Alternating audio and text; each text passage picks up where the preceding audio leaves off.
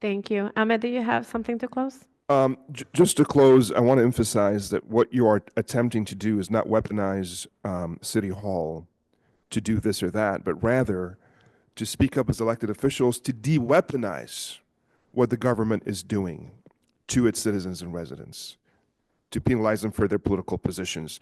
And secondly, I think it's pretty clear for all that genocide is bad, that protests are good and are allowed in this country, constitutional rights are a good thing, etc. The only reason why there are debates is because of the conflation that happens using three main buzzwords that we have to be very careful about. The first, you throw in Hamas, and these are the same words that justified the genocide to begin with, the same words that shut down the rightful and peaceful student protests that are an American pastime since Vietnam and before and after, and that are attempting to shut down this resolution. The first is Hamas. Just throw that word out, everything falls apart. There's no more logic, there's no more debate. The second is anti-Semitism. Now, obviously, again, we all, including cair-chicago, agree that bigotry against Jews is a bad thing and we all stand against it. But what the attempts here are is to say that criticism of Israel and its government and military is anti-Semitic, therefore there should be no more discussion on the matter, shut it down.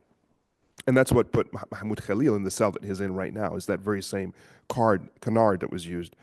And then lastly, is when we're talking about that, we're talking about terrorism. And again, with terrorism, there are objective legal standards. This word is thrown around willy-nilly. It is rhetorical, oftentimes in its definition. It is extremely dangerous for us to even allow a conversation to happen in that space unless it is a legal conversation with legal standards of that definition. In the case of Mahmoud Khalil, he was never charged with terrorism because there's no evidence of his connection as such. We're talking about material support, which means goods, services, information. No evidence of any of that. So what you're left with is the rhetorical side, which is subjective and can't be proven or disproven because it's rhetorical in nature. So in any further conversations we are having, I think as leaders in this space, I want us to be very clear about how these concepts and words are thrown around to terrorize, if I may say, and intimidate us into not doing the right thing. Thank you for your leadership.